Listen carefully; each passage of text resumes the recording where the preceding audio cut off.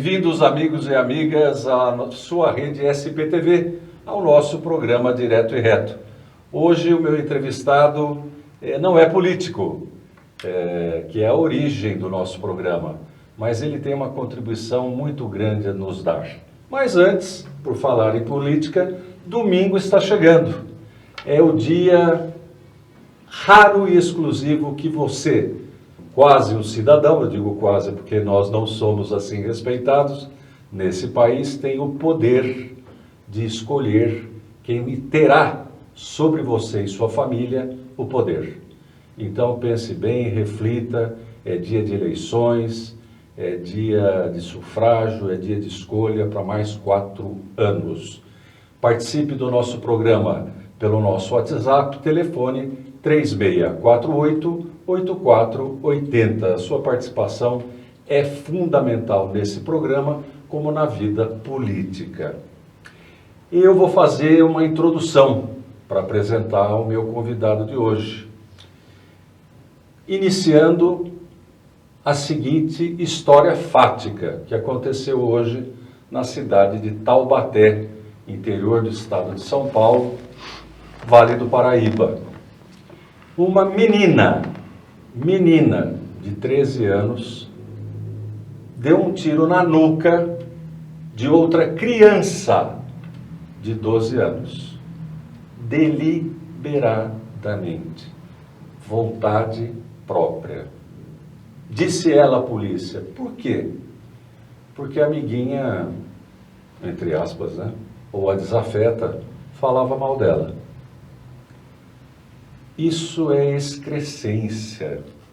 Isso se opõe ao tema do programa de hoje e deve ofender sobremaneira meu convidado. Como disse uma amiga minha, estão abertas as portas do inferno. O poste mija no cachorro, o rabo balança o cachorro. Está tudo invertido, tudo às avessas. E feita essa narrativa como algo trágico, escroto, fatídico, inaceitável, eu vou ler, também como introdução, e vou ler porque fiz questão de não errar, não quero contar com a minha memória, eu vou ler uma fala para reflexão do, vamos achar aqui, Antônio Machado, um poeta espanhol, que certa feita disse o seguinte: caminhante, o caminho é feito por seus passos. Caminhante, não há caminho. O caminho é feito ao andar. Andando, se faz o caminho. E se você olhar para trás, tudo verá que são as marcas de passos que algum dia seus pés tornarão a percorrer. Esse caminho meu convidado faz. É um caminho em direção à vida. Embora, como todos nós, talvez ele com um aviso prévio, vocês vão entender durante a entrevista, caminhe de mão dadas com a morte. Eu me sinto honrado de receber em nossos estúdios Marcos César Viotti. Assim, eu introduzo quem caminha em direção à vida, apesar de, mais do que nunca, a morte estar entre nós. Seja muito bem-vindo, Marcos. Fico muito grato pelo convite, por poder falar da minha vida, falar desse evento dos últimos 3 anos que foi muito difícil. E hoje gerou um projeto Viver. A ideia hoje é viver, sempre viver. A busca foi grande.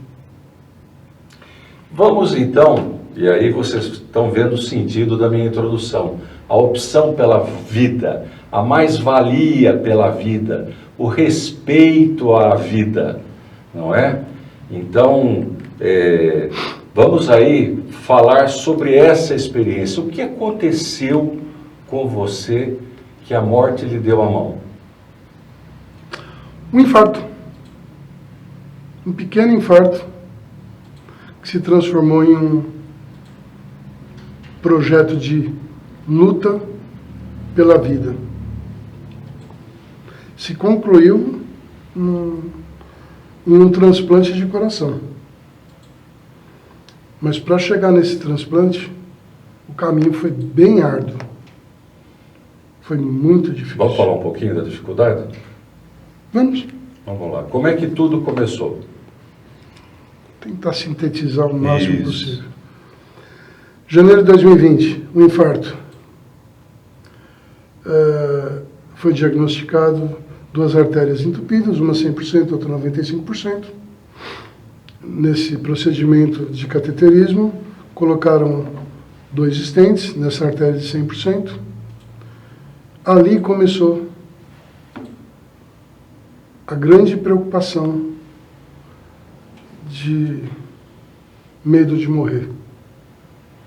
E entender como enfrentar o que poderia vir na frente. Fiz a angioplastia. Uma semana depois, piorei. Fiquei ruim novamente. Fui internado novamente, fui para a UTI. Fiquei 6 dias na UTI, saí da UTI, fui para o quarto, tive alta.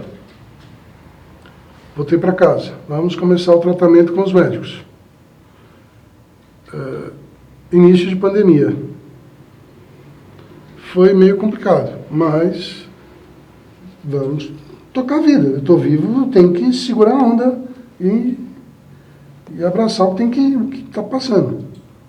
Aí fui embora, fui tocando minha vida e a coisa foi piorando, piorando, piorando. Chegou um momento que eu já não respirava mais, estava tão ruim.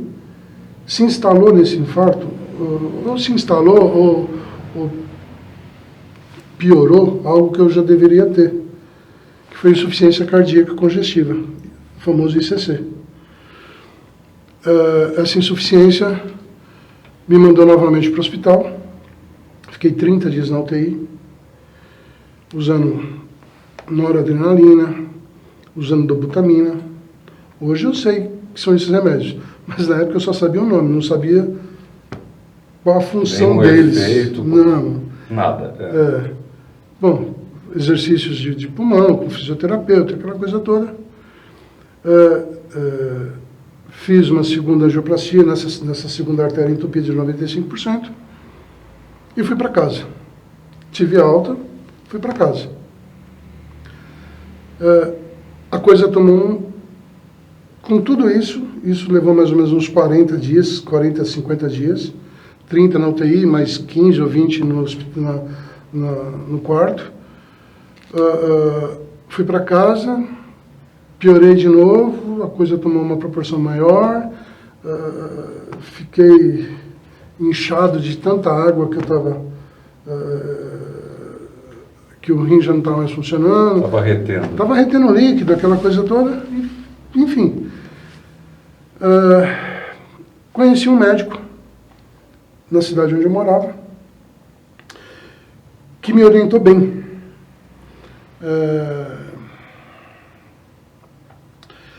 O que acontece? Dr. Sérgio Gomes, ele é de Orlândia. Ele me orientou muito bem mesmo, tive uma ajuda de uma pessoa que foi meu anjo da guarda nessa cidade, que chama Luiz. Ele é conhecido como Tio Luiz, ele foi vereador nessa cidade. Eu não conhecia ele e ele apareceu do meio da rua me ajudando. São aquelas coisas que... Eu vou chegar nisso. Que Deus manda, né? Que Deus manda. Deixa eu interromper rapidinho a narrativa, nem sei se deveria, mas eu queria que você já linkasse com a sua religiosidade, ou religião, ou fé, ou não teve nada disso? Sempre houve. Sempre houve, antes, durante, existe ainda. E existirá, pelo jeito. E pelo jeito vai continuar. Porque vai ser muito difícil, depois de tudo que aconteceu, não reconhecer. E nessa história que nós vamos ainda desenvolver, me diga a família. Quem caminhou junto com você? Como é que ficou a família? É assim, somos eu, minha mãe e minha irmã. Correto. Meu pai teve problema cardíaco e morreu do coração em 2011. 2011? 2011. Eu morava sozinho com a minha mãe nessa cidade. Eu tomava conta dela. E minha irmã é de São Paulo. Então, minha irmã, ela acompanhou, mas ela também não tinha muito tempo para poder... Ela tem uma família, ela tem uma empresa, dela, ela tem a vida dela. E ela não pôde me acompanhar tanto. Mas ela me ajudou muito, né? Mesmo porque, quando eu estava no hospital, quem iria cuidar da minha mãe? Pois é. Então, ela esteve presente em todos esses Dando momentos. Suporte, Dando suporte. Enfim, sou muito grato a esses momentos que ela caminhou do meu lado. Bom, tudo isso, o que acontece? Eu interrompi um pouco o seu raciocínio. Mas vamos lá, a história. Aí você estava muito inchando, ruim, muito ruim. O Luiz ajudou sobremaneira.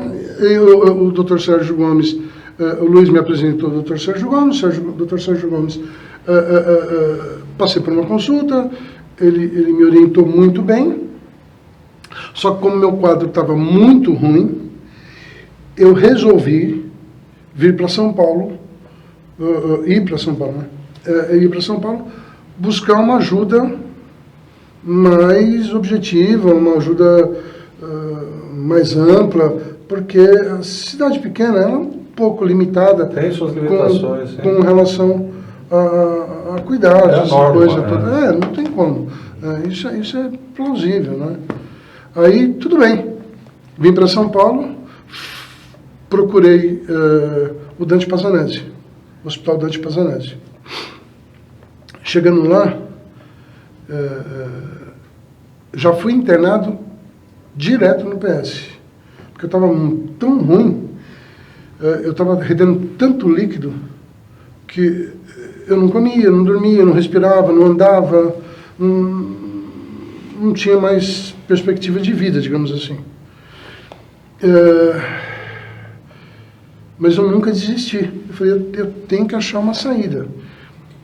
Fui para o Dante Pazanese procurar ajuda, encontrei ajuda naquele hospital, fui extremamente bem atendido, fui para o pronto-socorro, no pronto-socorro fizeram um acompanhamento comigo. Até então eu era tão leigo de hospital que eu nunca precisei ir a um hospital com uma necessidade tão séria, sabe assim? Mas cheguei lá, detectaram que eu estava realmente muito ruim, me colocaram na equipe de TX. TX é uma equipe de transplante. E eu saí do pronto-socorro, internado no pronto-socorro, já fui direto para o quarto, para a enfermaria. Eu não podia ir para casa porque eu não tinha condições. E eu dependia de um remédio, que chama dobutamina. Comecei a usar essa dobutamina, começaram a fazer alguns exames em mim e a equipe de TX me admitiu nesse tratamento. Chegou um momento que eu já estava tão ruim que eu falei, o que vai fazer? E esperando, nem na fila eu estava, não existia história de fila, de entrar na fila de transplante. Bom, precisava fazer um exame. Esse exame era muito difícil de fazer e eu não poderia estar com essa droga no corpo, que é a dobutamina. Então, resolveram fazer o desmame dessa droga. O desmame é tirar a droga do corpo gradativamente, não pode tirar de uma vez só, senão o corpo, o coração que está dependente dessa droga, talvez ele não aguente. Fizeram o desmame dessa droga, eu usava acho que 9 miligramas, alguma coisa assim, eu não lembro, era 9 microgramas, eu acho. Foram fazendo o desmame, quando fizeram o desmame, tiraram e falaram assim, amanhã você vai fazer o exame. Bendito exame. Ali eu comecei a passar mal. Meia hora depois, eu comecei a passar mal. Meia hora depois do exame. Meia hora depois de que tiraram a droga. Que tiraram a droga. Essa droga, ela tem uma validade de horas no seu corpo. Se você fica sem essa droga, dependendo do paciente, por um período de horas, eu digo 2, 3 horas, ele corre sérios riscos. Uhum. Bom, eu comecei a passar tão mal que a minha pressão foi caindo, chegou, os enfermeiros médicos não conseguiam escutar. Deduz que seja 3/1, porque até 4/2 consegue escutar ela, mas 3/1 fica difícil. Eu te falo que 4/2 porque eu já cheguei a 4/2 e os médicos conseguiam escutar. Escutar o quê? Vamos A pressão. A pressão. Essa é a linguagem que eles usam.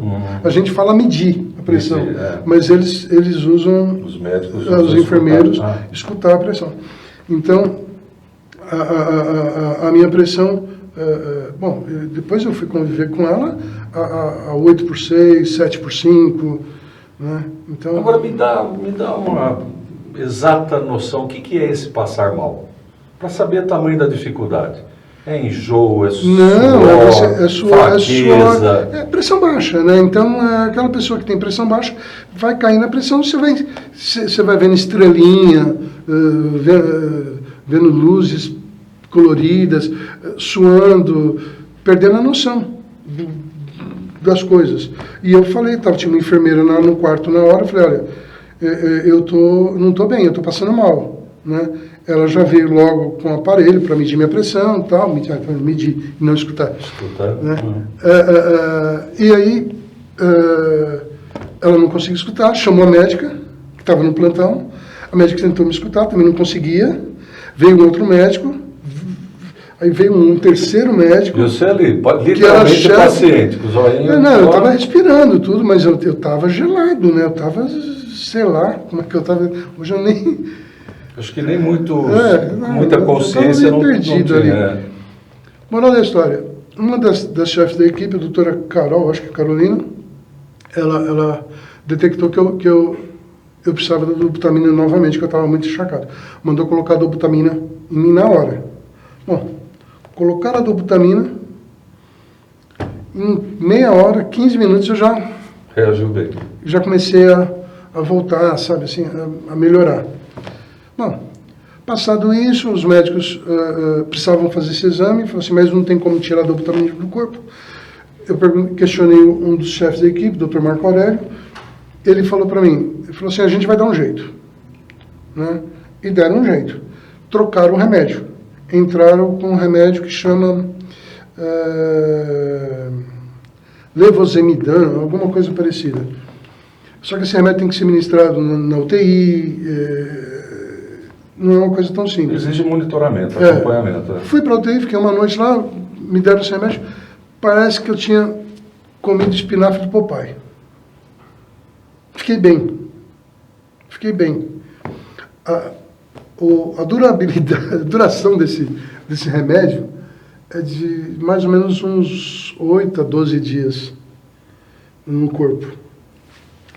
Fiz o exame, o médico veio falar comigo, que era o Dr. Marco Aurélio que me acompanhava, ele era mais presente nas visitas.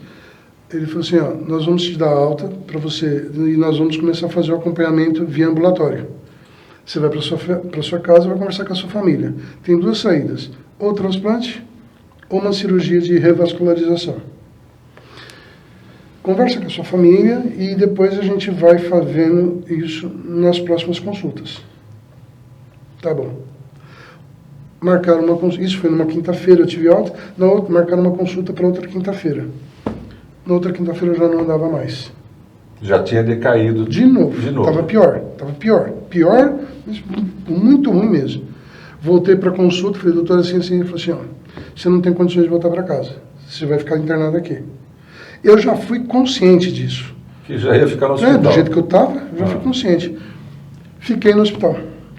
Fiquei no PS por uns 2, 3 dias, aí me levaram para o quarto. Nesse período, o médico queria fazer um exame em mim. E ele fez um exame que chama cateterismo direito. Na linguagem deles, CAT direito. É para ver a hipertensão do pulmão, que é um pré-requisito para entrar na lista de transplante. E ele é bem exigente, esse exame. Fizeram esse exame, eu não entendia muito. Depois desse exame eu já fui direto para o quarto. Então, cheguei no quarto, o médico veio falar comigo e falou assim, olha, você está contraindicado a fazer transplante. Eu falei, por quê? Ele falou, porque deu uma alteração na sua pressão do coração, do pulmão, e você não pode fazer o transplante por conta disso. Teria que fazer um transplante de coração e pulmão ao mesmo tempo. Isso já foi feito, mas não se faz mais, porque o paciente não dura muito tempo. E o risco de você ficar na mesa é muito grande. Então, isso é regra, não se faz mais. Não é negociável. Não é negociável. Eu falei, qual a saída que eu tenho? Ele falou, revascularização. Eu falei, quem não tem cão caça como gato. É o que temos. É o que tem para hoje. Então vamos tocar isso daí, vamos segurar. Vamos caminhar, como eu falei. Exatamente. Né? Vamos caminhar. E em direção à vida, né? Projeto de vida. Sabe por que também eu exalto tanto, coloco em caixa alta? Porque nos Estados Unidos existe uma possibilidade legal do paciente ter a chamada morte assistida. E se aqui fosse legal, talvez fosse uma opção, coisa que você não fez. Não passou em momento algum. Não. Desistir jamais. Não. E você vai entender mais depois. Deixa eu só também colocar em caixa alta. Programa ao vivo, participe. Pergunte para ele a possibilidade que você tem.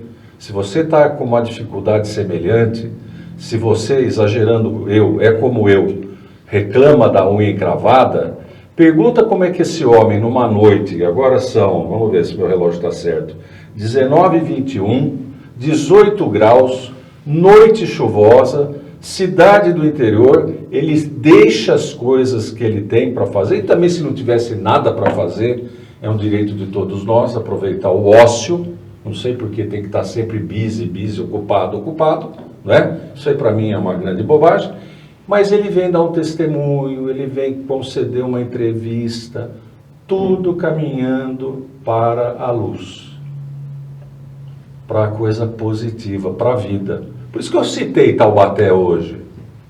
Olha como está banal essa questão da vida. Se mata por nada. E o que é pior não é novidade. Felipe, mas não é novidade nenhuma. Mas tem que mudar, é inaceitável. Sabe? Não é religioso, não é cristão, não é budista, não é natural.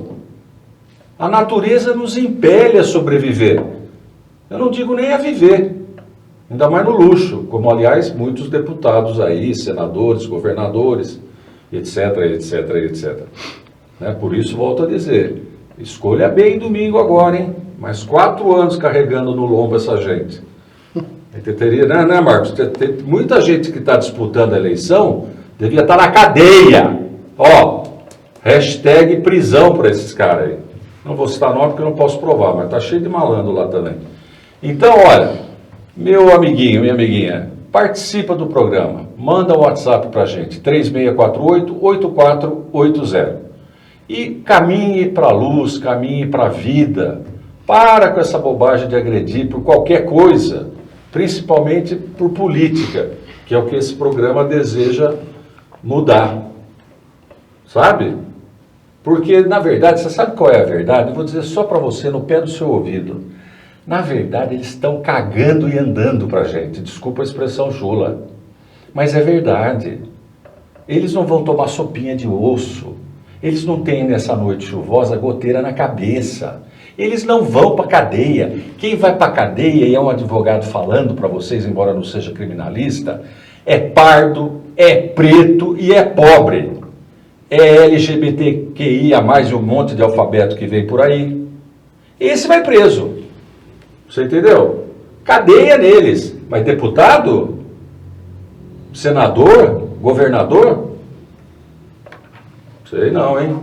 Escolhe direitinho. Mas vamos deixar essa podridão de lado. Nós vamos continuar a conversa com o Marcos, que esse aí sabe quanto vale a vida. Marcos, e aí? Bom, na luta pela vida, continuei no hospital, aquela história toda. Os médicos brincavam comigo e falavam assim, você está parecendo curva de rio. Tudo que encosta você pega.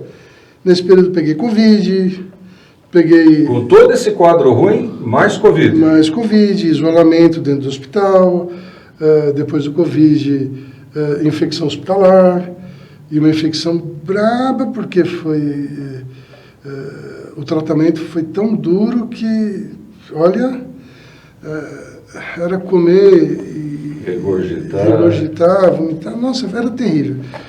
Né? E marcava cirurgia, mas não podia, não dava para ir em frente nessa cirurgia por conta do que acontecia no período até chegar a data de cirurgia. Então, você marca a cirurgia para a semana que vem, para terça-feira.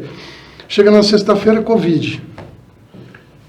Pergunta óbvia que eu vou te fazer. E a ansiedade, onde fica nisso? A ansiedade, nem eu sei. E relógio? Não existe relógio. Não existe. Olhar. Não existe. Estou aqui meia hora, 40 minutos, 10 dias. Não existe. Se você se prende pelo relógio, a coisa fica mais difícil. Você abstraiu o tempo na sua vida. Bom, nesse hospital eu fiquei 98 dias. É doido. Não, isso nem começou a história ainda. A história foi muito pior do que isso. Bom, fui para a cirurgia. Né? Chegou o momento, passei pelo Covid, passei pela infecção, tudo aconteceu. Fui para agendar a cirurgia para uma segunda-feira. Ok, beleza, isso foi numa segunda-feira. Falou assim, a cirurgia vai ser segunda-feira que vem. Falei, legal. Né? Quando você sabe a data e você vê que está tudo indo bem, você fala, agora vai. Né? Agora eu vou sair do hospital. Porque eu nunca acreditei, nunca acreditava naquela história de que eu ia morrer. Nunca. Não passava na sua cabeça? Não, porque você vai entender nessa história agora que eu vou te contar. Terça-feira, a médica entrou no quarto, doutora Carolina, Carol, falou, Marcos, você tem condições de ir até a balança e se pesar? Porque isso é uma regra. Você tem que se pesar todo dia de manhã, em jejum. Então, ela falou, você tem condições de andar até a balança? Eu falei, tem. A balança ficava no corredor. Eu falei assim, tenho. Aí eu fui andando e me aparando no parapeito. Sabe aquele parapeito, não, aquele corrimão. Ah, sim. Corrimão de hospital. Sei. Eu fui me apoiando no corrimão do hospital, do corredor, até chegar na balança. Quando eu cheguei na balança, ela falou assim, não dá mais nenhum passo. Eu falei, por quê? Ela falou, você não está bem. Eu falei, tô, doutor. Aí eu não vim andando, né? Porque isso... Desculpa a expressão, mas isso é uma merda. Pode falar. Paciente menos... não consegue enxergar o problema que ele está. Eu estava conversando com outros pacientes também. Trocando ideia. E eles falaram a mesma coisa. Falaram assim, olha, a gente não consegue enxergar o estado tão ruim que a gente fica. Precisa de um médico. A família vê, assim, ele não está respirando, ele não está isso, ele não está aquilo, mas nós não conseguimos enxergar isso. A gente acha que está sempre bom. E isso é muito perigoso. Essa autoconfiança... Atitude de risco. Essa autoconfiança não é boa em certos momentos. Bom, me foi pesado e falou assim, você não pode, você não dá mais nenhum passo. Ela entrou no meu quarto, assim, eram 2 portas aqui, ela entrou no meu quarto já falando com a enfermeira, falou assim, olha, arruma uma vaga na UTI agora e põe o Marcos no balão agora. Ele não vai aguentar 2 dias. Balão de oxigênio? Não, balão intraórtico. Ele não vai aguentar 2 dias. Balão intraórtico é um equipamento que entra pela virilha, sobe aqui assim na aorta e fica bombeando um sangue no coração. Fica um computador no pé, é uma máquina. Então é um artifício mecânico para te manter vivo.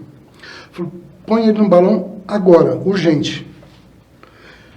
E o seu lá achando que estava bem na cena. E eu achando que 15 minutos antes eu só estava esperando a cirurgia. Já tinha 2 par de asa, mas tá tudo bem. Sim, mais ou menos isso. Aí, fui pro quarto, as enfermeiras me prepararam para ir para a UTI, para fazer esse procedimento do balão, que para mim até então era novidade. Fiquei lá, tomei banho, tem alguns procedimentos diferentes, tomei banho e tal, deu tudo certo. Meia hora depois vem a enfermeira e fala assim para mim: você não tem vaga na UTI e não tem balão, por enquanto. É animador, né? Eu falei... Eu tô aqui tenso, eu tô errando o português, Gente, eu tô aqui numa tensão. Isso aqui tá parecendo um filme de suspense, para não dizer de horror. Não tem balão. Eu vou tentar ser bem mais rápido. Eu falei, e agora, o que eu faço?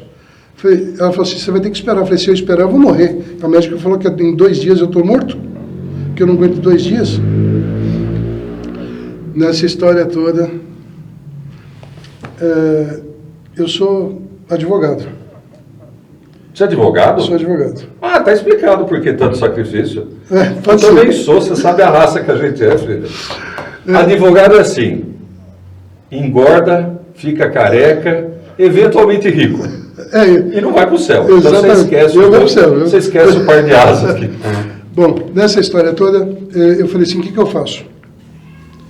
Eu falei assim, se vocês não conseguem, se vocês não têm uma UTI para mim e não tem um balão intraórtico para mim, então procura um hospital que tenha. Porque, pelo que eu ouvi da boca da médica, eu vou morrer em 2, 3 dias. E aí, como é que fica? Questionei.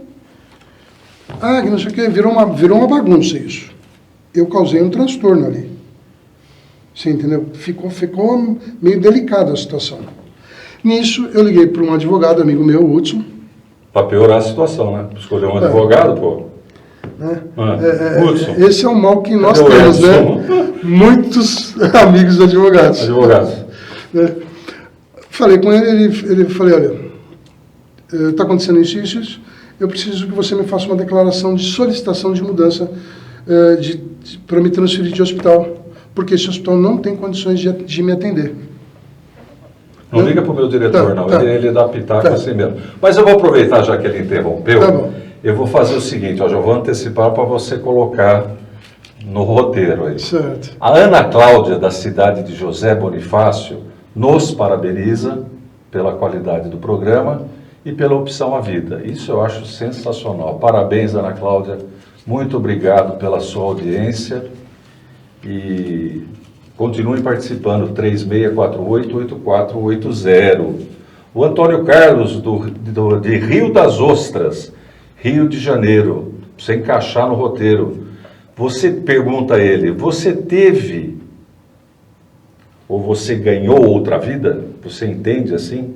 Outra chance, Sim. Outra oportunidade de viver? Agora nós temos aqui o Carlos de São Paulo. O Carlos de São Paulo pergunta assim, qual é o seu tratamento atual? Você está com um coração novo? Então põe no roteiro, continua. Posso até responder. Pode tomar. Aqui é um bate-papo. A primeira pergunta é que... Não, você não tem primeiro. Por exemplo, você hoje... Eu tenho acompanhamento, eu sou paciente do INCOR. Do INCOR. Né, e eu sou acompanhado pela equipe de TX do INCOR do Dr. Fernando Bacal. Né? Então, é uma equipe que... literalmente lhe dá vida. Me deu a vida. E mantém. E mantém. É de tirar o chapéu, não só para eles, mas para todas as pessoas que trabalham dentro daquele hospital. É um bando de abnegado, né? De superação, né? Aquele hospital Outro dia eu falei para a doutora Mônica, uma das chefes da equipe, falei, olha, aqui é minha segunda casa. Né? Então, eu vou chegar nesse ponto rápido. Voltando Fica à vontade. ao que eu estava falando, eu acabei discutindo com esse pessoal no Dante Passanese porque eu estava brigando pela vida. Fiz um requerimento pedindo uma transferência para algum hospital de ponta. Então, meu objetivo era tentar conseguir uma vaga dentro do HCOR, dentro do INCOR ou dentro do Beneficência Portuguesa. Porque, até então, para mim, pelo que eu sabia, junto com o Dante, eram os 4 maiores hospitais referências em transplante de coração. Aí, nessa briga toda, consegui, não precisei entrar na justiça, nada, porque a ideia era entrar com uma liminar para conseguir uma transferência para alguém que pudesse me atender. No dia seguinte, conseguiram uma vaga na UTI e conseguiram o balão. Ou seja, eu não discuti, mas eu impus algumas condições para o meu tratamento. Tem pessoas, isso é importante, tem pessoas que acabam aceitando essa condição. Não sabe nem que tem o direito de se tratar, Exatamente, de discutir o tratamento. Exatamente. Aceitando uma condição dessa, morre. Eu morreria. Eu estaria morto se eu aceitasse essa condição. Eu não aceitei, eu fui atrás, discuti e não discuti com técnico de enfermagem, com enfermeiro, não. Eu fui discutir nem com médico, eu fui tentar discutir na direção do hospital. Porque é ali que funciona a coisa. Administrativo. Exatamente. O médico às vezes está de mão atada. Ó. O médico está de mão atada. Cacau. E tem questões políticas, questões administrativas em hospital público, é um pouquinho complicado, né? Bom, fui para a UTI, conseguiram me colocar na UTI. Nesta UTI, eu entrei no balão intraórtico.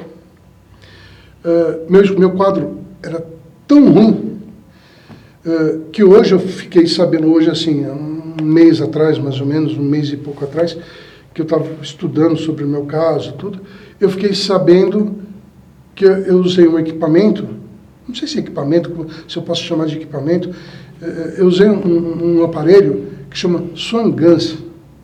Ele é colocado aqui, ele mede o índice cardíaco do coração, e tem uma função técnica aí que é só médico que sabe explicar isso. O médico olhou para... Quando me colocaram no balão e nesse Swan-Ganz, foi um procedimento feito ali na UTI.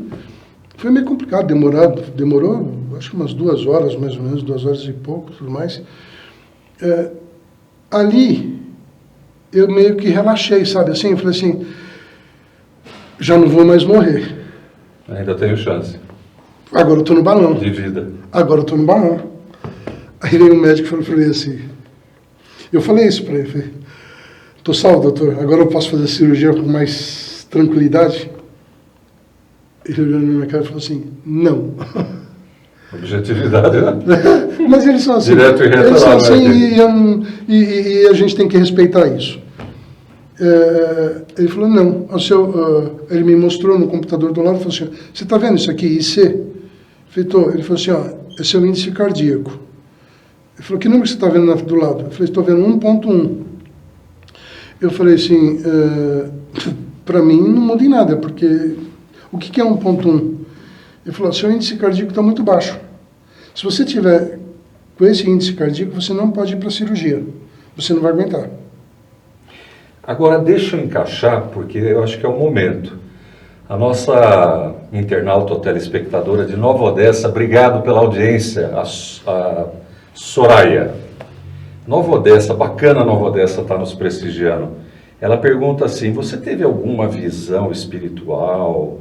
nessa via crucis toda, nessa dificuldade toda, você teve uma percepção espiritual, você teve algo, digamos assim, diante de tanta imposição física, material, diante de você estar assim, frente a frente com aquilo que é mundano, que é carne, teve espaço para o espiritual? Teve.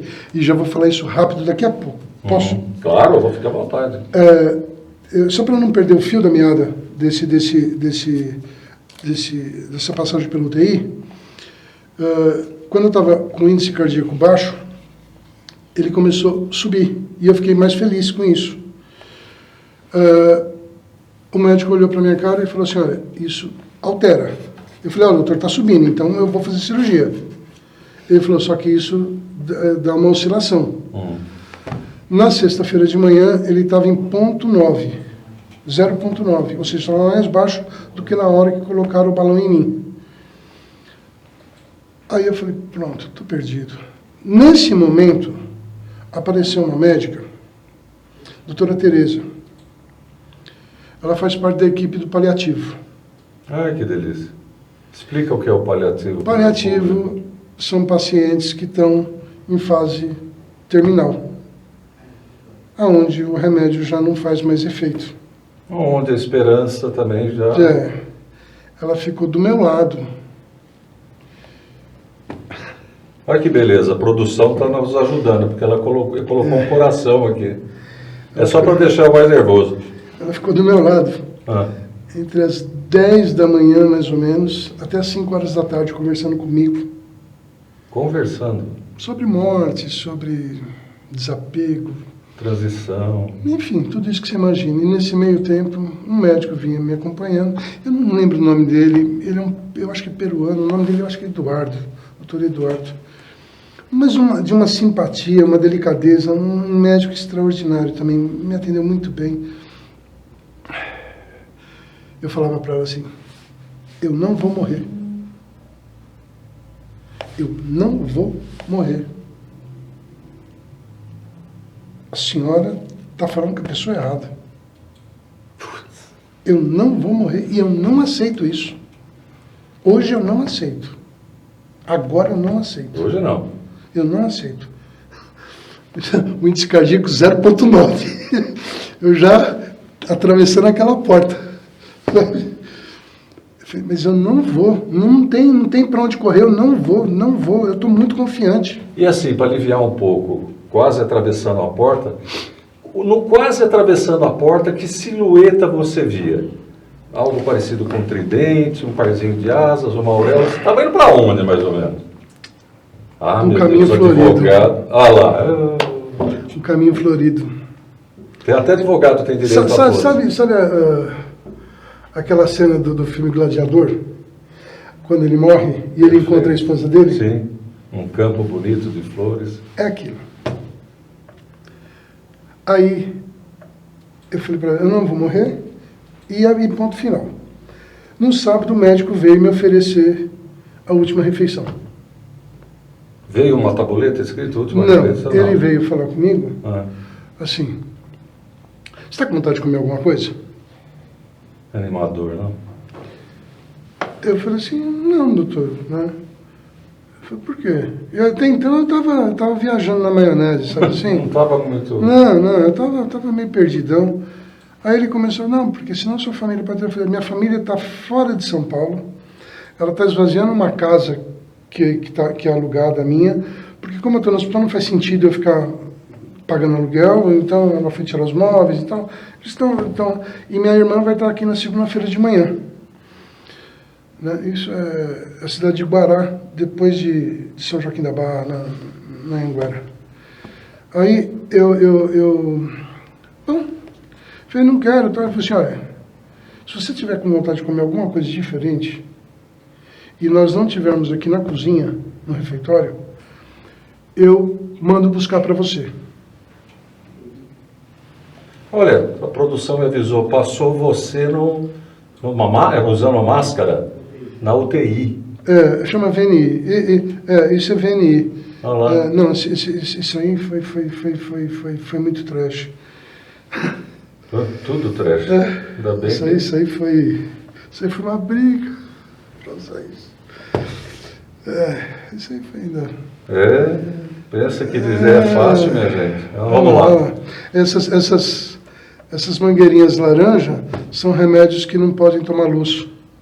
Claridade. Bom, eu falei que não queria, que eu queria comida do hospital mesmo, que eu não ia morrer, e não sei o que, aquela história toda.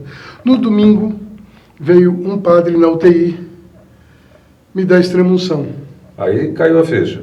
Não, já tinha caído a ficha no sábado. No almoço. Eu falei assim, então, quando o meu leito de UTI estava aqui na frente ficavam as mesas dos enfermeiros, dos médicos e tal, e do lado ficava a porta de entrada do corredor. Eu vi o padre entrando, e o padre, ele veio direto no meu leito. Deu um oi e foi chegando. Foi muito engraçado.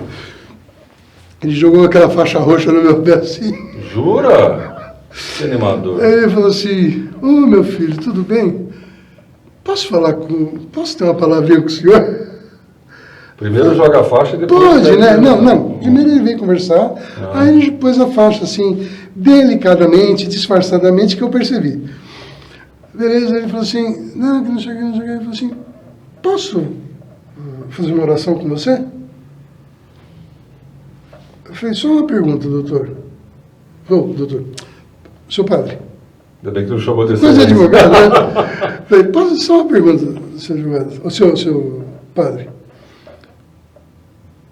Eu falei, por que o senhor entrou daquela porta e veio direto no meu leito e não passou nos outros do lado? Porque eu senti no coração. Eu senti, prontuário mudou de nome. Eu falei, tá bom, entendi. O senhor pode rezar, o senhor pode fazer o que o senhor quiser, mas eu não vou falar um amém com o senhor. Nossa. Aí ele conversou, ele falou, eu dei atenção para ele, fui educado e tudo mais e tal. Foi embora. E foi liberada uma visita para mim nesse dia. Aí veio um amigo meu, o Paulão. Nós temos uma linha espiritual, andamos numa linha espiritual e nos conhecemos nessa linha espiritual. E é um grande irmão, uma pessoa extraordinária. Ele me acompanhou o tempo todo, me ligava todos os dias, sabe assim, brincava comigo, falou, pô, não vou comprar coroa de flores, tal, aquela coisa toda, porque tem hora que tem que vir uma piada. O seu estado. Anda junto, né? É humor negro, mas você acaba... Melhor rir do que... Eu falei, não, dessa vez não, pode ser para amanhã, tal, né? Falei, então dá tempo de eu escolher as flores, tal, para ficar mais caro, aquela coisa toda. Bom, ele veio me visitar no domingo à tarde, ficou lá. Quando ele entrou, o nome dele já estava liberado, quando ele entrou no corredor da UTI, uma enfermeira falou assim, quem que é o senhor? Ele falou assim, meu nome é Paulo, eu vim visitar o paciente Marcos César e tal. Ela falou assim, mas aqui não tem visita, né? E era época de pandemia, era agosto, mais propriamente 9 de agosto de 2020. Aí ele falou assim, eu vim visitar o Marcos. Aí ela falou assim, mas aqui não pode visitar, tá? Não pode entrar. Nisso veio uma outra enfermeira. Aí a outra enfermeira falou assim, não, ele pode. Ele veio visitar aquele paciente. Aquele. Eu fiquei sabendo disso agora em novembro, quando eu tive alta. Sua alta é recentíssima. Depois do transplante. Que ele foi me buscar no hospital, e aí ele falou assim, eu quero ter o prazer de te tirar do hospital. E agora, no final de tudo. Aí ele me contou essa história, que eu não sabia dessa história. Aí ele me falou isso, aí ele foi me visitar, ficou umas 3 horas comigo, eu pedi para ele levar chocolate, ele levou chocolate, levou e ficou lá e tal. Puta, foi... Quando ele saiu, eu falei, eu não vou morrer, mas sabe aquela sensação de que fala, puta, eu tô vendo meu amigo pela última vez? O desespero bate. E depois ele falou para mim, ele falou assim, Marcos, quando eu saí no corredor, tem um elevador, tinha uma cadeira lá, um sofá, eu sentei lá e chorei. Porque eu falei, será que eu estou vendo meu amigo pela última vez? Gente, eu vou aproveitar, ele vai ter um fôlego de emoção, mas eu vou dar um testemunho. A amizade é algo sensacional, quando é boa, né? Quando é verdadeira. Hoje eu vou dar esse testemunho e já agradeço o Tenente Seco, que é de Nova Odessa. Ele soube de um mal-estar digestivo que eu tive, ele me sai de Nova Odessa, vem para Americana, vai aonde eu resido, levando uma caneca de um chá, que diz que era bom para o mal que eu ainda tenho, que é digestivo. Você acha que pode um negócio desse? Vale ouro, não é verdade? Então, o que o Marcos está narrando aqui, gente, a amizade é um... Não tenho o que falar. Vai, Marcos, continua. Bom, essa certeza que eu tinha que eu não ia morrer, fui para a cirurgia na segunda-feira de manhã, me prepararam, fui para a cirurgia. Teve um episódio muito engraçado, eu entrando no centro cirúrgico, minha irmã já estava lá, e a médica saiu com ela para poder explicar como é que ia ser o processo da cirurgia, UTI, aquela coisa toda, como que ia passar informação para ela, que eu não teria, eles não teriam acesso a mim, tal, a visita, nada. Era através de boletim, né, essas coisas. Aí eu queria dar tchau para minha irmã, eu não conseguia chamar ela direito. Estava a enfermeira do meu lado aqui, eu falei assim, você poderia chamar minha irmã ali, que eu quero dar um tchau para ela. Ela falou assim, ela falou, como que é o nome dela? Eu falei, Lourdes. Eu falei, Dona Lourdes, seu irmão quer se despedir de você. Que ótimo, né? Aí eu olhei para a Deise, ela falou assim, meu anjo, eu estou saindo para o centro cirúrgico, eu estou indo para o necrotério. Até nessa hora eu já levei ela. Ela, desculpa, seu Marcos, que não sei o que, eu falei assim, relaxa. Eu estou tranquilo. Na tua conjuntura, eu de menos o problema da comunicação. Entrei para o centro cirúrgico, aconteceu a cirurgia, fizeram... Curiosidade minha, vamos explorar mais um pouquinho. Entra no centro cirúrgico, dá um sedativo para você. Eles põem uma máscara em você, para você dormir. Na sua cabeça, nesse relâmpago, nesse instante? Ansiedade. Mas traduz-se em quê? Nervosismo? Suor? Não foi nervosismo, foi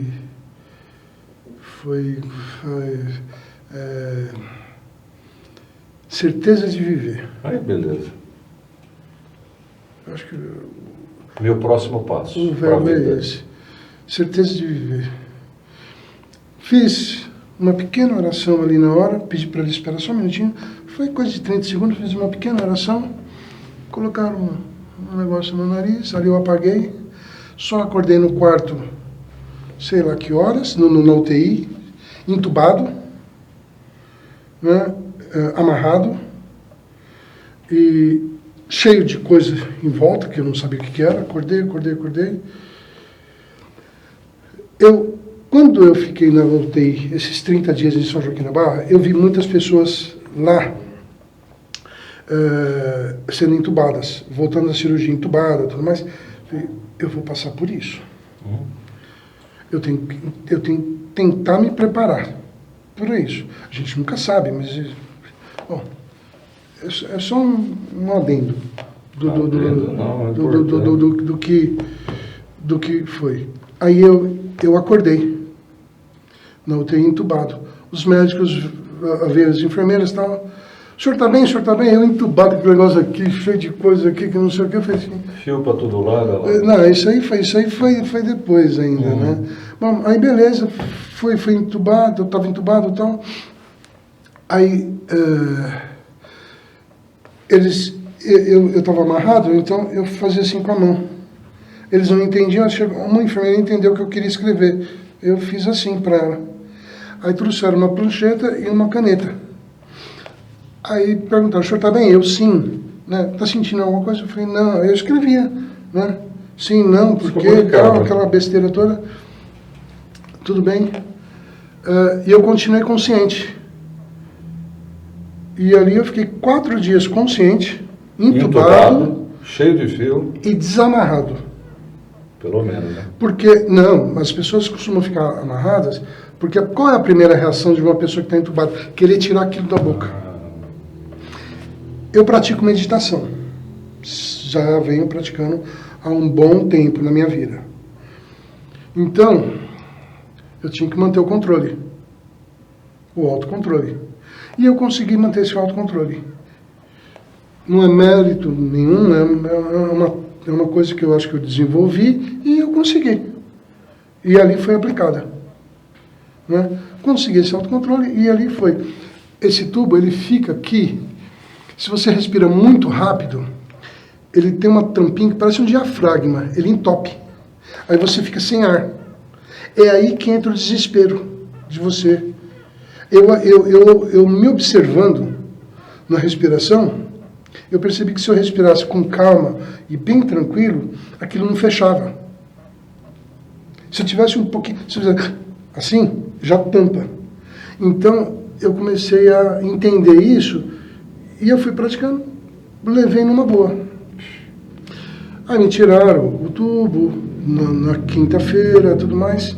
Na segunda-feira fui aberto novamente, colocaram 2 drenos, um no pulmão, outro no coração, que eu estava com 1 litro de água no coração, no pulmão, e 700 ml no coração, por conta de um ecocardiograma que detectou isso. Aí entra aquela história de visões, essas coisas todas. Que a pessoa... Que é a pergunta da Soraya. A Soraya. Aí foi o seguinte, uma semana antes de eu ter infarto, eu tive um sonho com meu pai e com meu tio. Os 2 são mortos. Eu tive um sonho com os 2. Meu tio me recebendo em algum lugar e me levando ao meu pai. E meu pai me empurrando de volta para algum lugar que eu não sei o que é. Eu só sei que era um lugar acimentado e dali, do cimento para lá, era chão batido. E não era para eu ficar ali. Ele foi me empurrando de volta. Eu não entendi nada, passou esse sonho. Quando eu tive infarto, passei mal, tal, tive alta, né, e fui para São Joaquim da Barra, primeira vez na UTI, em São Joaquim da Barra. Eu sentei, não conseguia dormir, nada. Na segunda noite, eu sentei naquela cama e comecei a meditar. Veio o sonho novamente. Abriu assim. Só que aí meu pai falou comigo. Ele não fala, você sente a expressão. Aí eu senti que ele falou assim, aqui não é teu lugar. Não agora. Você tem um compromisso comigo. Então você tem que cumprir esse seu compromisso. E eu sei qual é o compromisso. Aí eu voltei da meditação e tal.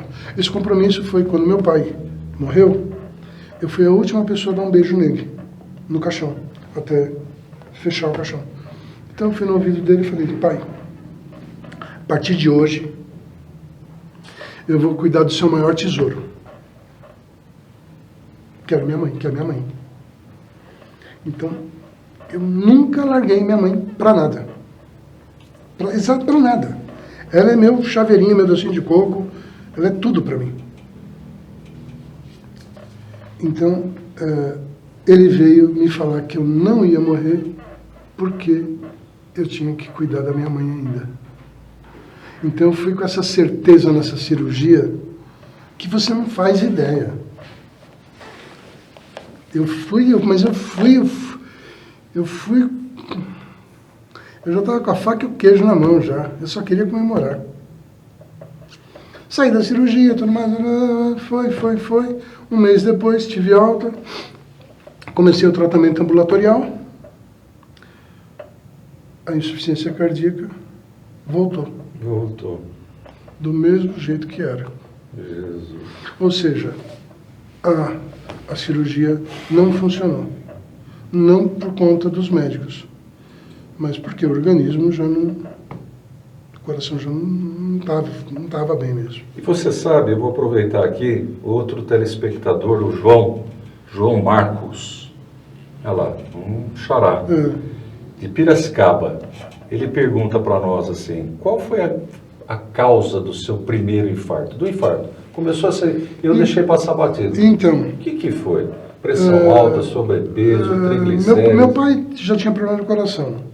Já Então é pode uma ser questão hereditário. genética. Nós sentamos, o médico sentou comigo e falou assim, vamos tentar entender.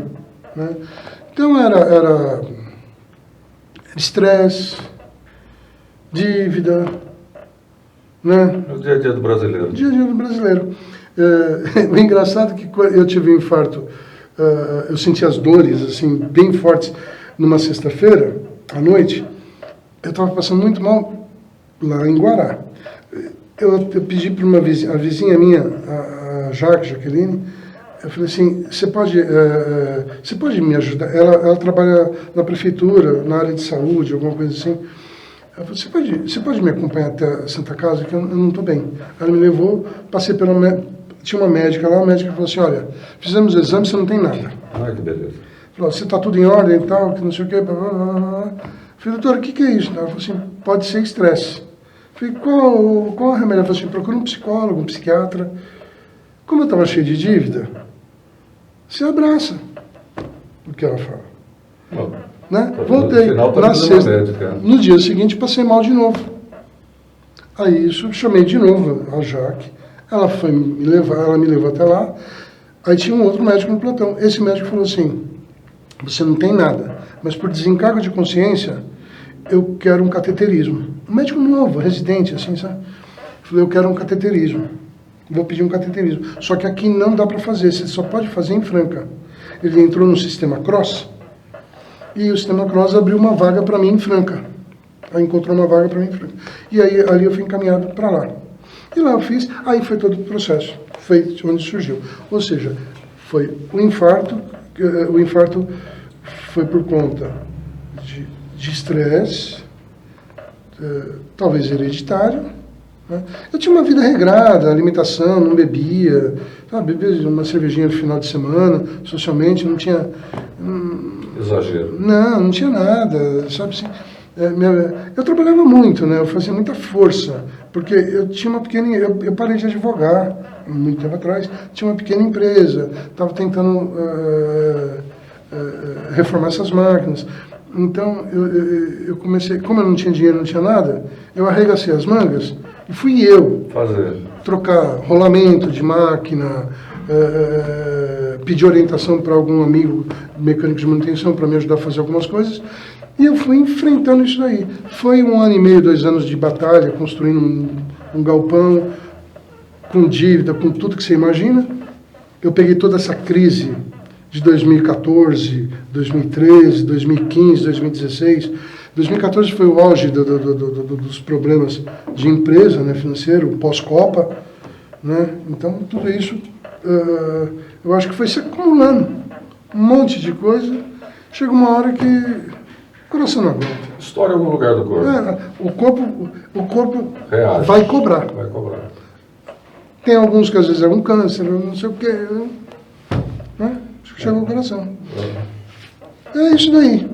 Por conta de tudo isso, voltei. Fiz a cirurgia, fiz essa revascularização, voltei para casa, achando que ia ficar bem. Não fiquei bem. Fui numa consulta, o médico me condenou a 1 ano de vida.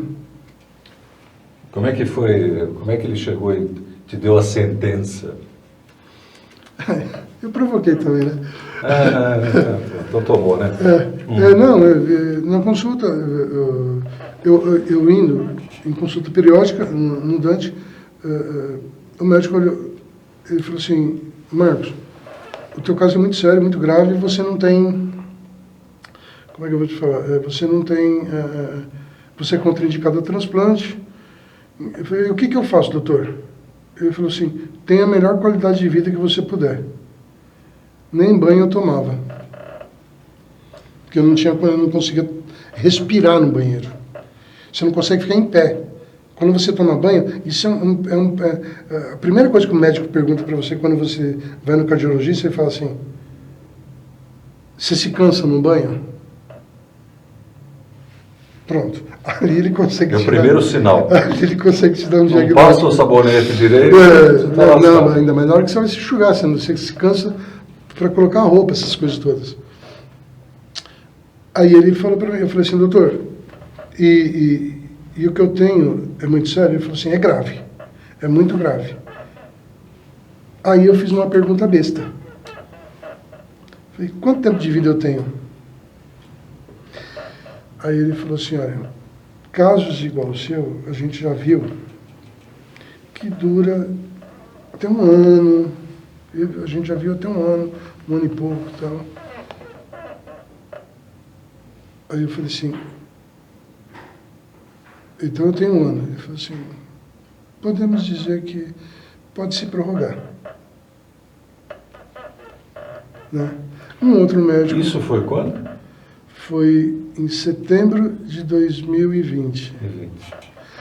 Aí, em outubro, a coisa piorou mais, novembro piorou mais, dezembro tomou uma proporção bem maior, janeiro, dia 11 de janeiro, eu fui numa consulta no Dante Pazzanese, essas consultas de rotina. Eu ia todo mês, outubro, novembro, dezembro. Em janeiro, eu passei por um médico, o médico falou assim, olha, seu quadro é muito grave. Porque às vezes são alguns residentes que ficam te atendendo e eles levam o teu caso para a chefe. Uhum. Aí a chefe, ela avalia, discute com o médico que está te atendendo e aí dá um diagnóstico. Dá um retorno, né? Aí beleza, tal, nessa história toda, ele falou assim, ó, nós decidimos que nós vamos te indicar, nós vamos te encaminhar para o transplante, para a equipe de transplante. Aí eu falei, eu não falei nada, eu pensei. Pensou. Falei, ué, a equipe de transplante daqui já me descartou porque eu tenho uma hipertensão no pulmão e que eu não posso fazer, eu sou contraindicado a transplante. Aí ele resolve me mandar para a equipe, para o mesmo médico que já me descartou. Falei, cadê a lógica? Tem uma coisa errada aí. No meu quadro não tem mais cirurgia que se pode fazer, não tem mais nada que dá para fazer. O que vai acontecer? Falei, tem coisa errada aí. Mas eu quero colocar para você, pôr no roteiro, e agradecendo a participação da Thelma. A Thelma é de Caxias do Sul. Nossa. Ela vem e pergunta para você, coisa para você colocar no roteiro, se lembrar, que eu vou te ajudando a lembrar de tanta riqueza de detalhes. Ela pergunta assim, como se sente com esse coração novo? Vivo. Feliz. Vivo, principalmente feliz. E nos parabeniza, na verdade, a você pela sua história. A Sandra de Londrina, meu diretor colocou pá, deve ser Paraná. Né? O diretor é assim, pá. Ele quer me derrubar, o danado. Ele não quer mais que eu faça entrevista. Eu estou demitido daí. Aí ele fala assim, agora você está curado? A Sandra pergunta de Londrina, pá, Paraná. Onde você fez o transplante? Você já respondeu, mas vamos reforçar. Tá, eu fiz o transplante no INCOR, no Instituto do Coração em São Paulo. Né? Só de falar o nome desse hospital já arrepia. Mas arrepia... De gratidão. Gratidão. De gratidão. De agradecimento. Então, eu me sinto vivo, feliz. Um transplantado ainda tem problemas, né? Porque agora eu tomo imunossupressores, porque eu tenho que abaixar a imunidade, porque senão o coração não aguenta. Né? Então, eu tenho uma carga meio grande de... Tem o pós-venda, né? É o pós-venda. Esses remédios vêm diminuindo. Né? De novembro para cá, ele vem diminuindo. Mas eu já tive internado 2 vezes, por conta de uma pneumonia que eu peguei, gerou uma infecção, gerou uma rejeição. Ou seja, a rejeição ela pode acontecer a qualquer momento, desde que se eu não me cuidar, se eu não tomar os remédios direito, essa rejeição pode acontecer daqui a 5 anos, sabe assim, em qualquer momento. Então, é monitoramento o tempo todo. O Arnaldo, produção é Cambuí, Minas Gerais? É Cambuí.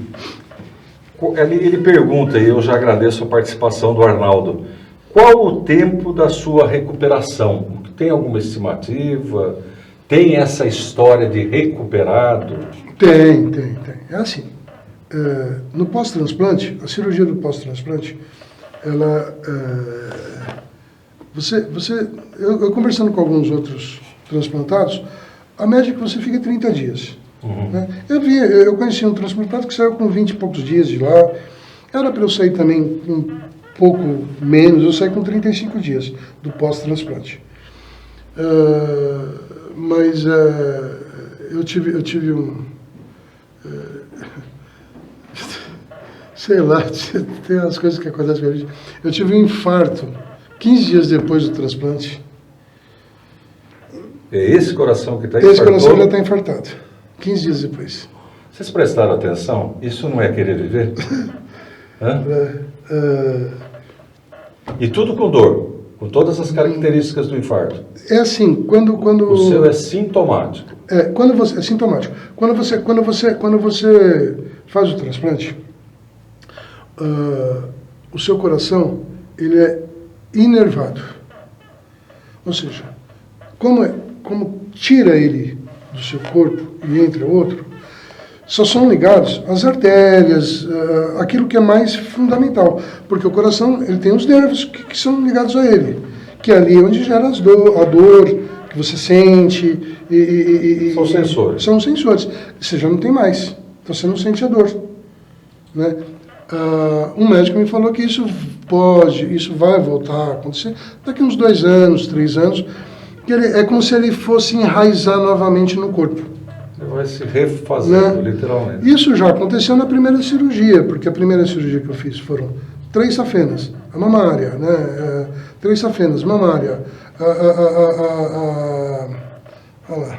Gente, dá uma olhada no tamanhinho daquilo que nos mantém vivo. É isso aqui, ó. Depois eu vou te mostrar como que é. Isso é uma mão fechada. É uma mão fechada. É uma mão fechada. Isso é a coisa mais linda do mundo. Aí vocês fazem como eu, toma sorvete, refrigerante, deve estar sendo... entope de picanha. De picanha não, mas... Eu acho que é o Dr. Gaioto que deve estar fazendo essa cirurgia. Enfim, eu fiz uma cirurgia que chama extracorpórea, que foi tirado do meu coração e reimplantado novamente, na primeira cirurgia. Quem fez foi o Dr. Paulo Shakur, né? Tirar o chapéu também para esse homem que... de uma humildade extraordinária. Nossa, conheci ele na UTI, nossa, me atendeu muito bem.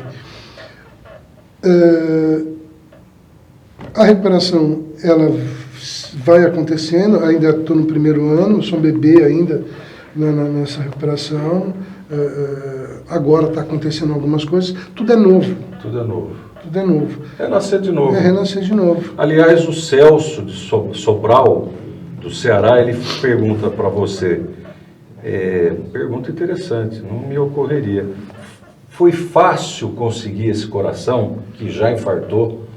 Bom, e ele pergunta ainda assim, onde conseguiu e como? Eu acho super importante. Eu acho que o final da minha história agora, que eu vou contar, de janeiro para cá, vai entrar nisso. Mas eu não quero perder a oportunidade. O meu diretor passou para mim, deixa eu ver se eu localizo rápido aqui, porque tem uma questão que anda junto, para e passo, que é a doação de órgãos. Isso é fundamental. Eu não quero deixar de falar, porque tudo isso... Isso é fundamental. Tudo isso é porque alguém permitiu te a doação. Deu o coração. Então, eu estava reservando Celso, isso... obrigado pela pergunta. Eu estava reservando isso para o final, assim, sabe? Para dar uma intensidade bem grande nesse assunto. Então, porque agora, 25 de setembro, próximo passado...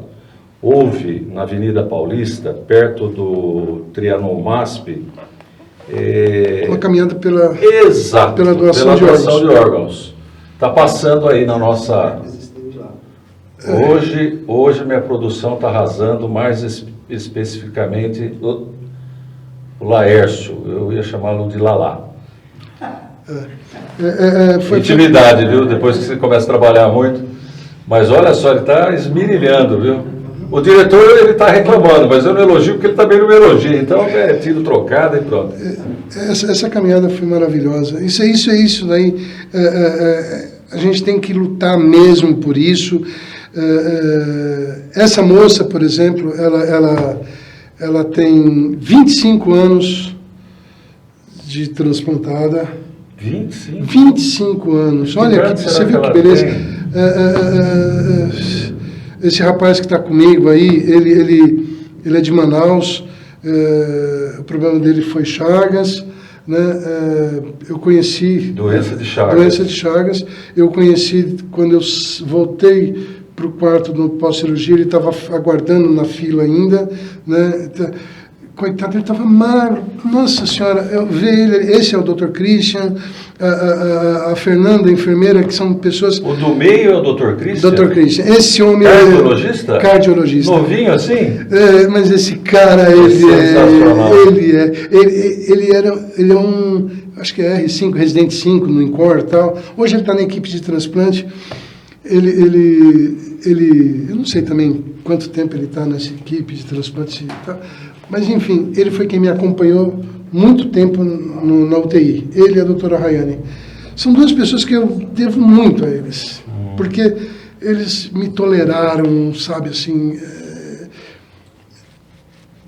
Quando você fala toleraram, eu imagino que no meio desse caminho todo tinha rabugice também, né? Tinha, lógico que tem. Não tem como não ter, Estresse. Né? Estresse. Aí você ficava igual o Muttley. A gente mudou um pouquinho o roteiro da conversa, mas tem um assunto que eu queria falar tanto. Vamos resgatar. Em janeiro, que eu estava te falando, em 2011, 11 de janeiro de 2020, eu estava muito ruim, morrendo já. Eu já não aguentava mais. Eu estava hospedado no apartamento da minha irmã. 3 horas da manhã eu desci, que eu já não estava respirando. Eu falei assim, o que eu... Eu falei, eu não sabia o que fazer. Eu falei, eu vou ter uma conversa com Deus. Aí entra aquela coisa da religião, de perguntar. Falei assim, eu sentei num deck que tem lá no prédio, 3 horas da manhã, um calor violento, eu sem respirar. Falei, Deus, qual que é a parada? O que está rolando? Chamei ele desse jeito mesmo, falei, sempre vamos conversar. Na intimidade. Qual que é a parada?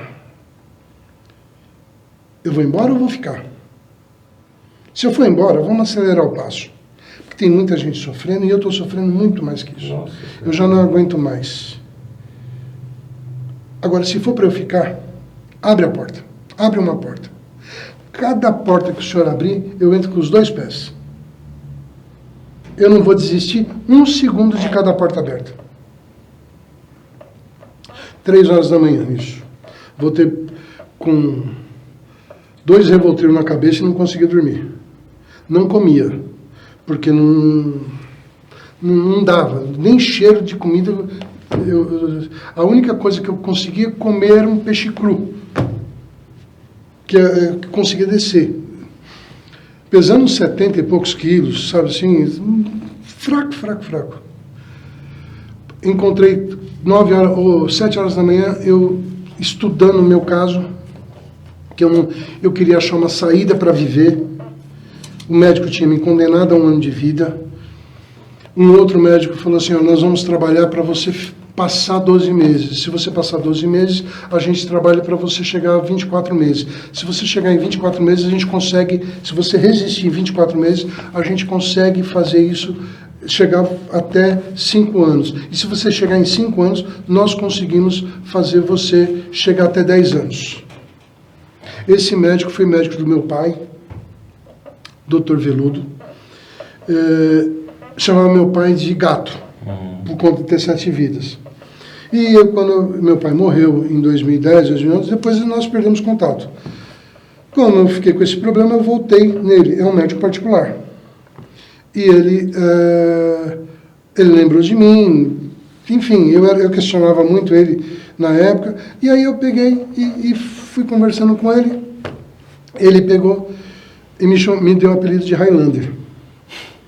E falei, mortão não dá para ser, né? Mas eu estou lutando pela vida. Bom, nesse 12 de janeiro, depois de ter essa conversa com Deus, de manhã eu continuei fazendo as minhas pesquisas. Eu lia tudo quanto é artigo sobre o meu assunto, de médicos da Alemanha, indiano, americano. Eu punha no tradutor do Google e estava lendo os artigos para poder entender o que estava acontecendo e tentar buscar uma ajuda. Encontrei um pesquisador nos Estados Unidos, um brasileiro pesquisador, Fernando alguma coisa, eu deixei até o link aí dele, do equipamento, do projeto dele. Ele estava criando, acho que uma molécula artificial que combate a insuficiência cardíaca. Enfim, tem os termos técnicos dele. Mandei um e-mail para ele, ele me respondeu, falou que ia estar no Brasil no final de janeiro, que era para poder encontrar com ele. Eu me ofereci para ser rato de laboratório dele. Se ele quisesse testar o remédio em mim, podia testar. Eu falei, o que eu quero é viver. Você chegou a ver aquele caso do primeiro transplante? Eu não estou atualizado, mas do transplante de coração de porco? Ele morreu, né? Infelizmente morreu. Ele, não sei se foi 3 meses, 2 meses, alguma coisa assim, mas ele não aguentou. Então, mas é um avanço muito grande. Lógico. Pode se considerar? Lógico, porque isso já vem tentando. E nos Estados Unidos, em Maryland, eu não lembro isso já vem acontecendo, né? Só que os pacientes não resistiam. Né? Esse já resistiu, ou seja, já é um avanço na cirurgia. Já teve uma sobrevida. Ou seja, os médicos que estudam isso consideram isso uma vitória, né? Porque é um passo a mais do que estava estabilizado, né? Estava parado. Historicamente é assim a ciência, né? É lógico, né? Não teve o primeiro coração, o primeiro transplante, e aí vai indo. A tibijatene, uma técnica assim, depois outra assim. Foi o doutor Zerbini, que por sinal ele operou a minha sobrinha do coração há uns 30 e poucos anos atrás, 35, 36 anos, na Beneficência Portuguesa. Né? Minha irmã conheceu ele, eu não conheci, minha irmã conheceu ele. Bom, nessa história toda que eu falei com Deus e as portas foram se abrindo, eu falei com esse médico falei com esse cientista me passou o assistente dele, o assistente dele me indicou uma reabilitação no INCOR. Foi aí que eu conheci o INCOR. Entrei no INCOR, fui até o INCOR, procurar informação. Lá dentro eu passei mal. Eu estava muito ruim, passei muito mal. Me internaram lá. Assim, lá é um hospital que não é hospital pronto-socorro de atendimento ao público. Ele é um hospital que recebe encaminhamentos via cross de outros hospitais. E nessa história, mas como eu estava muito mal, abriram uma exceção e me admitiram lá. Detectaram que eu estava com Covid também. De novo Covid em janeiro. De novo? Quer dizer, do ano passado. Não foi nem a primeira vez, já não. Foi outra. Eu já estava, ali eu já estava indo embora. Eu estava tomando um remédio chamado furosemida na veia. Eu estava tomando, acho que furosemida de 2 em 2 horas, sei lá, de 4 em 4 horas, para poder eliminar a água do corpo, sabe assim. O negócio foi muito punk. Lá eu fiquei 14 dias. E lá eles me aceitaram como paciente da equipe de insuficiência cardíaca. Saí de lá extremamente bem. Comendo, andando, sem cansaço, sem nada. Falei, eu acho que resolveu a coisa. Voltei para casa. Fui atrás dos meus negócios e tal. 20 dias depois, de novo, passando mal. Procurei o Dr. Fernando Bacal. Levei um histórico da cirurgia que eu fiz, tal, tudo mais, conversando com ele me examinou. Aí ele falou assim, ele foi uma pessoa extraordinária. Ele sentado na mesa, assim, no consultório dele, ele falou assim, sua situação está meio feia, está meio ruim. Falou, eu falei, e aí, doutor, o que tem que fazer? Ele olhou para a minha cara e falou assim, sim, uma conversa informal, vamos trocar esse coração? Só que eu não falei para ele que tinha a hipertensão no pulmão, lá no Dante, né? Aí ele falou assim, vamos trocar esse coração? Eu falei, vamos. Eu falei, era tudo que eu queria ouvir. E fui.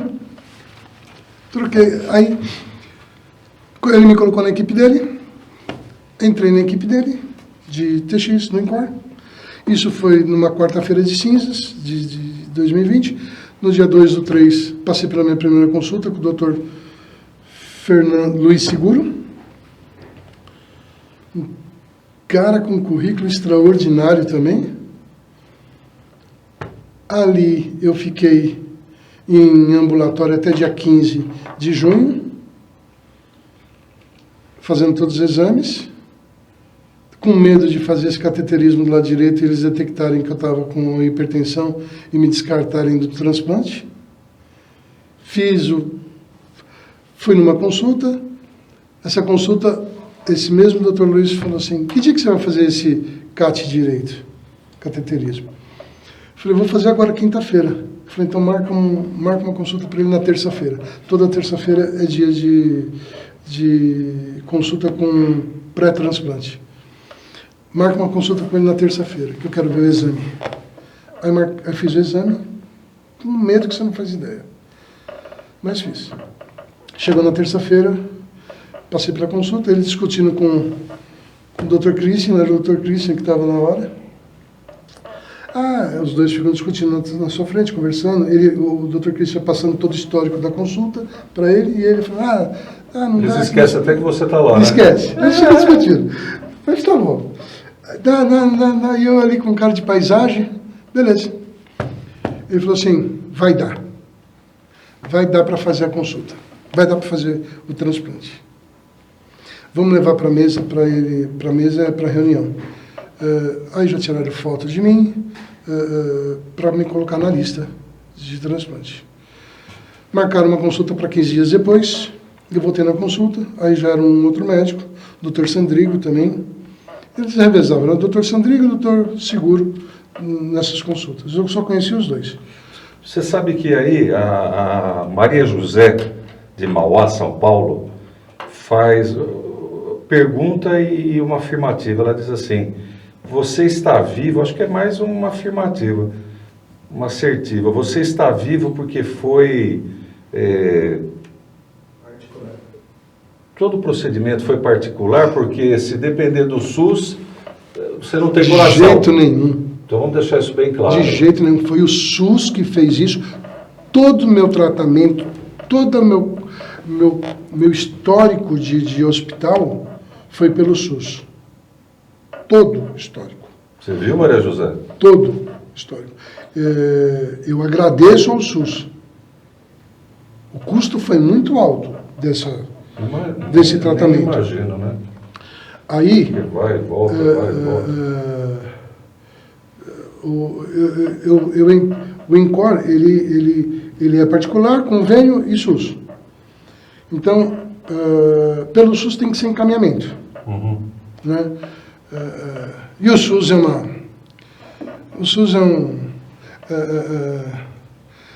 é que tem lugares que tem uma deficiência, falta de médico, uma UPA,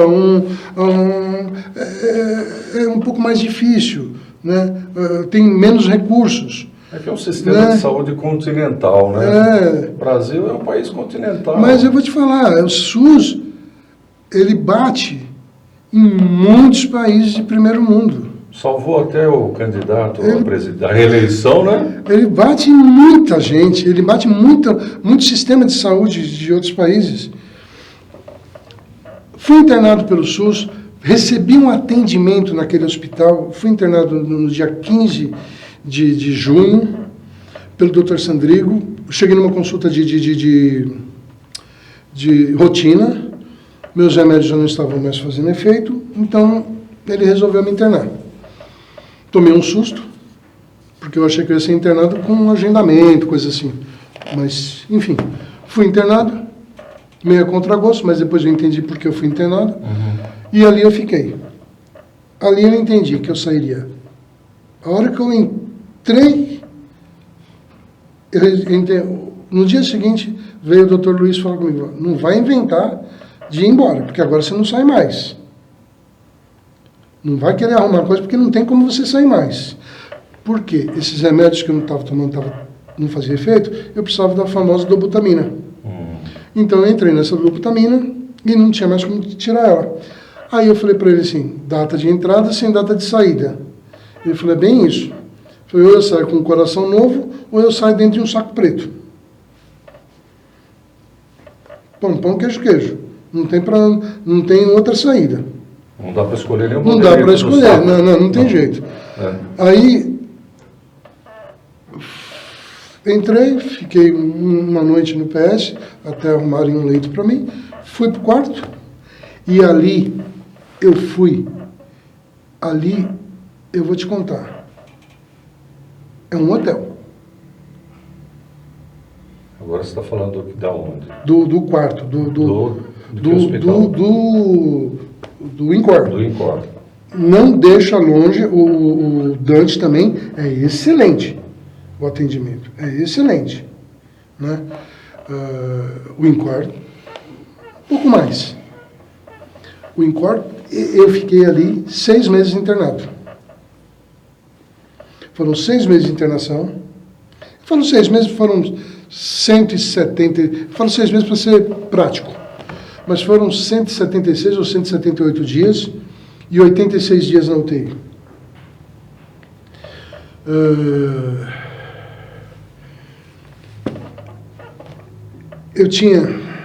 Eu continuei fazendo alguns trabalhos lá de dentro, mas a coisa foi piorando.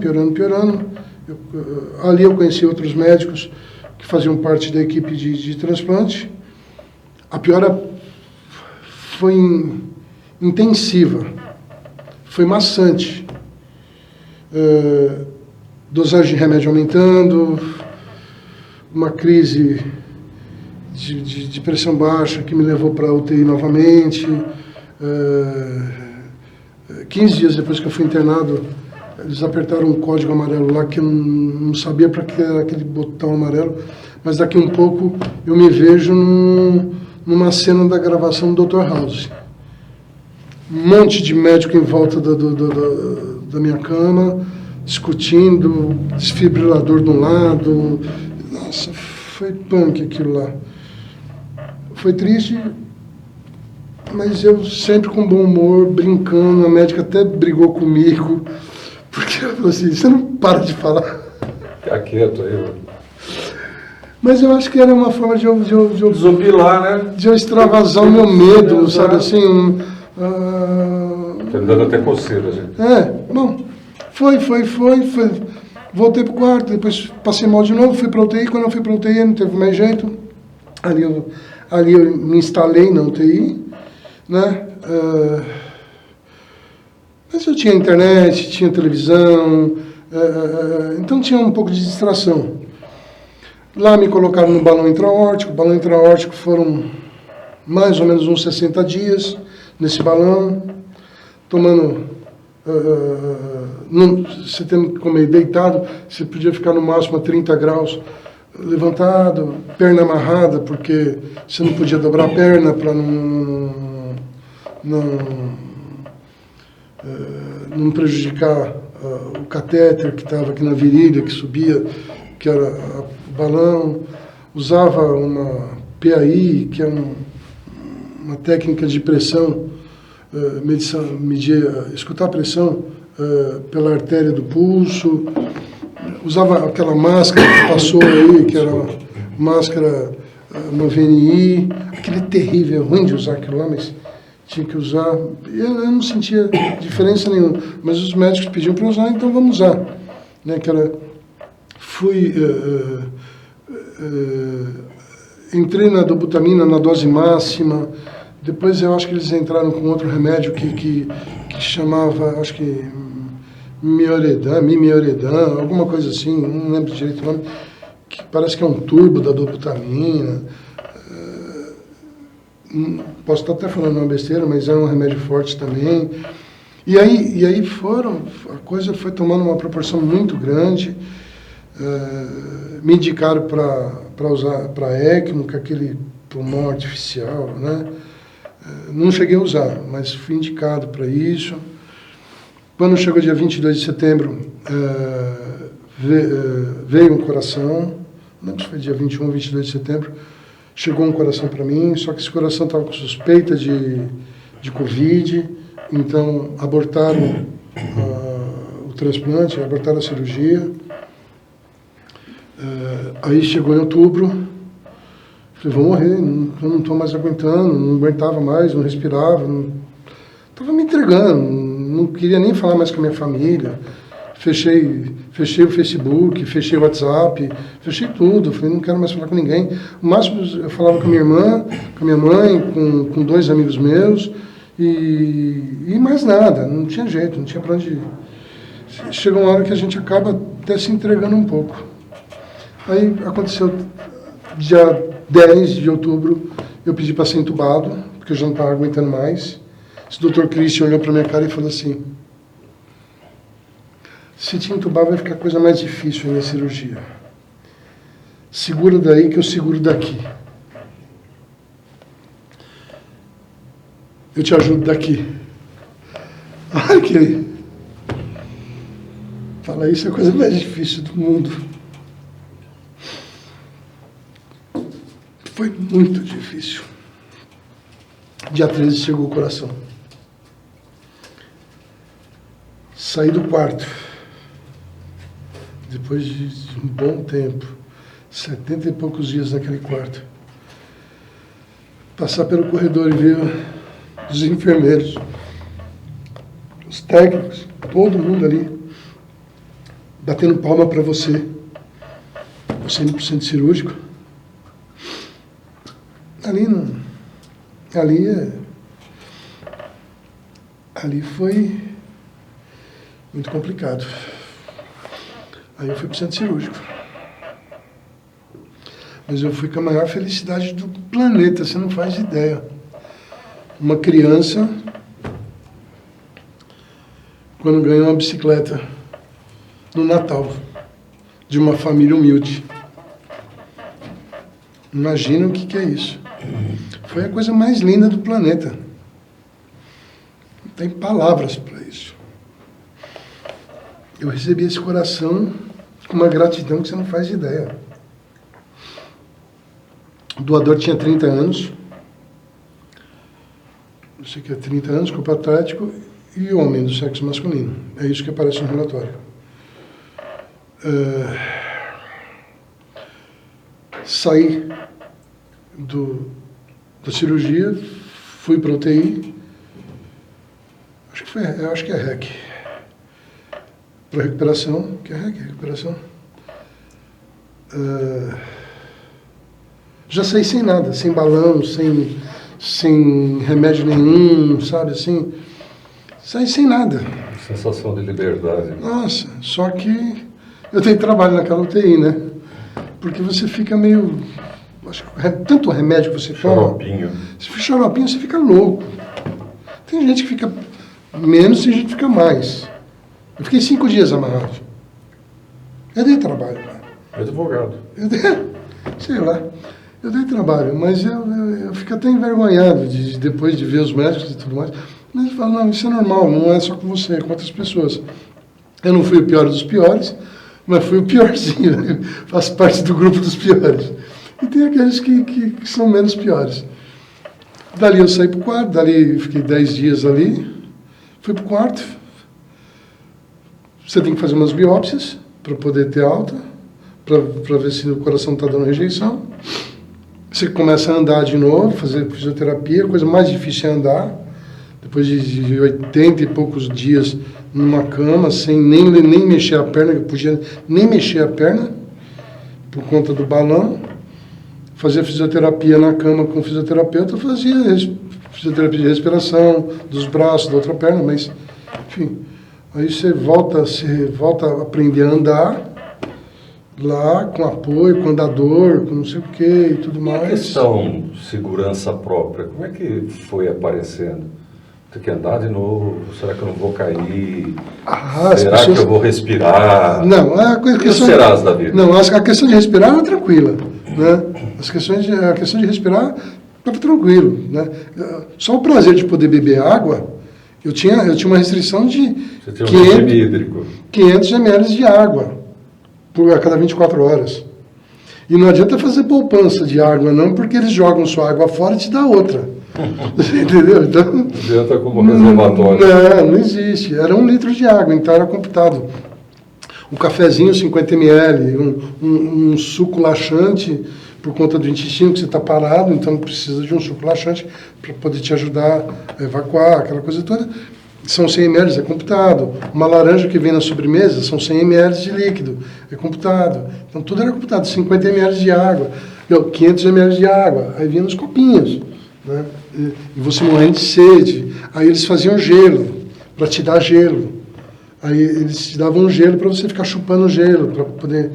Porque é aquela coisa, quando você não pode beber água, é aí que dá sede. É que você lembra que tem sede. É. E aí os medos de andar teve, mas eu tive uma equipe de fisioterapia que me ajudou bastante, né? A equipe de técnicos de enfermagem, de enfermeiros, sempre presente, sempre atendendo, a alimentação, não tem o que discutir, comida boa, sabe assim, não tem aquela história de ficar comida do hospital, não, a comida é boa, tudo é bom ali dentro. Eu falei com uma menina essa semana, ela está com um filho lá internado. Eu falei, onde que ele está? Ela falou assim, está no INCOR. Eu falei, ele está no céu da terra. Porque anjos, arcanjos e afins estão todos lá. São os médicos, os enfermeiros, os técnicos, o pessoal da administração, o pessoal da limpeza, o pessoal da cozinha, o pessoal da portaria. É uma educação, um respeito pelo ser humano, um respeito pela vida, é extraordinário. E ali a briga é pela vida. Só que a briga pela vida, no nosso caso, tem um preço. A perca de outra vida. Sim. E isso é uma coisa extremamente importante. Porque eu acho que agora a gente entra num assunto que é a doação de órgãos. Mas nós vamos ter que criar um suspense. Eu já convido você novamente para falar sobre esse tema, porque, embora a conversa seja excelente, o nosso tempo está acabando. Eu vou agradecendo a você, meu telespectador, meu internauta, principalmente aqueles que ajudaram a fazer o programa hoje, usando o nosso WhatsApp 36488480, e a história fala por si só. Sempre pela vida. Reflexão. Existe alguma razão para se dispensar a vida? Jogar a vida fora? O Marcos, despeça do nosso público. Obrigado pelo espaço. Obrigado por ouvir a minha história. A vida vale a pena, sempre. Lutar pela vida, sempre. Não interessa onde você está. Se você está em casa, numa cama, ou está no hospital, lute por ela, busque. Se você não tem condições, busque ajuda e vá em frente. Seja um doador de órgãos, porque eu só estou aqui porque uma família disse sim para a doação de órgãos. E esse sim, muita gente está esperando na fila. Tem uma fila. Muito grande, muito grande. E o sofrimento é extremamente grande. Vamos diminuir esse sofrimento. Diminuir o tempo desse sofrimento. É muito difícil perder um ente querido. Mas saber que eu estou aqui por conta de alguém que não tinha como escapar da morte, como todo mundo vai, e a família, com a sua humildade, generosidade e amor, me concedeu essa oportunidade de prolongar a minha vida por mais um período nessa terra, porque ela já estava indo embora em outubro do ano passado. Eu não tinha mais muito tempo de vida. A doação é importante. Sempre, sempre, sempre, sempre vai ser. É por isso que a gente levanta a bandeira da doação. 27 de setembro, Dia Internacional da Doação de Órgãos. Gente, fica aí a reflexão para sermos, entre outras coisas, doadores. Termino dizendo óbvio, viva a vida. Até o próximo programa. Abraço.